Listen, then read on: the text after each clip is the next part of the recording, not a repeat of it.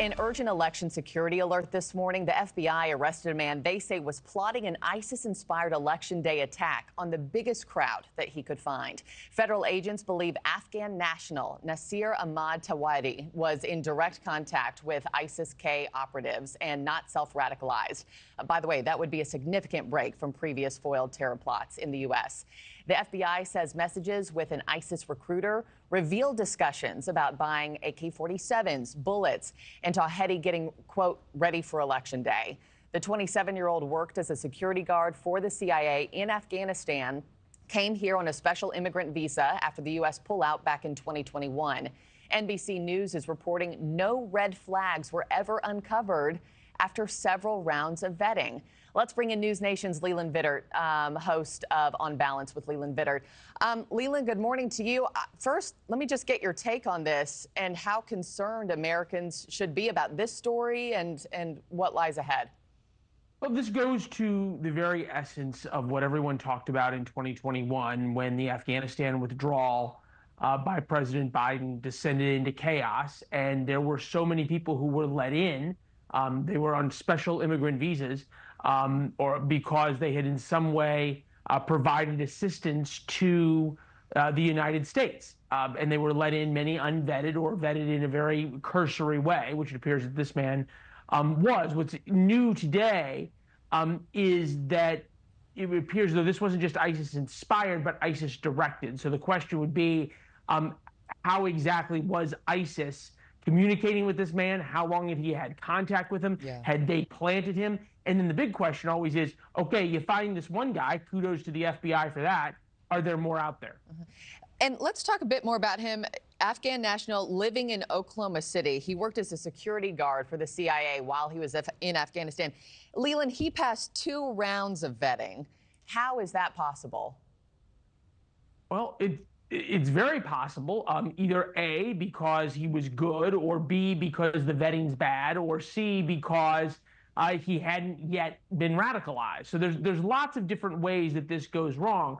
I think what you're looking at in a larger sense, though, is the feeling of disorder in America.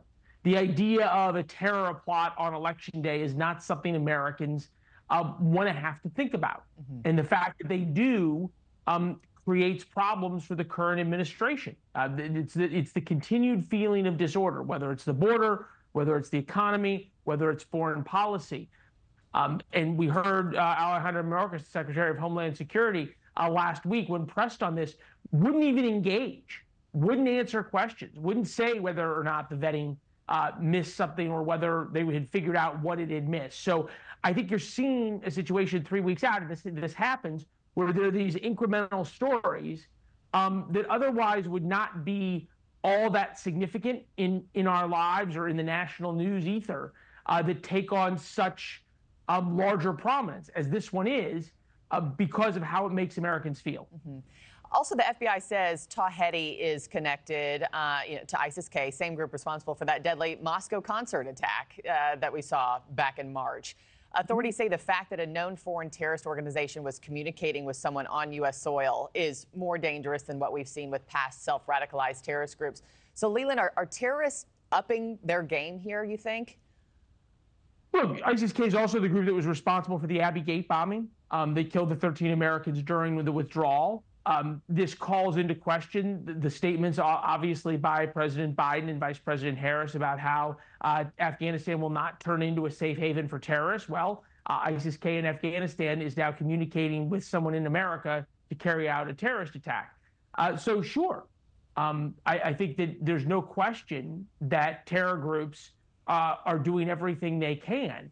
And you think about the southern border and Hezbollah, and ISIS-K, and the Iranian Revolutionary Guard, and the Chinese. If you were a military planner or a terror group planner over the past 3 years, it would have been malpractice not to send sleeper cells and those you had radicalized and those who had allegiance to you across the southern border into the United States. So it's impossible to think that this guy is the only guy. Thanks for watching, everybody. Go to joinnn.com to find NewsNation on your television provider. Also, don't forget to click that red subscribe button below to get more of NewsNation's fact-driven, unbiased coverage.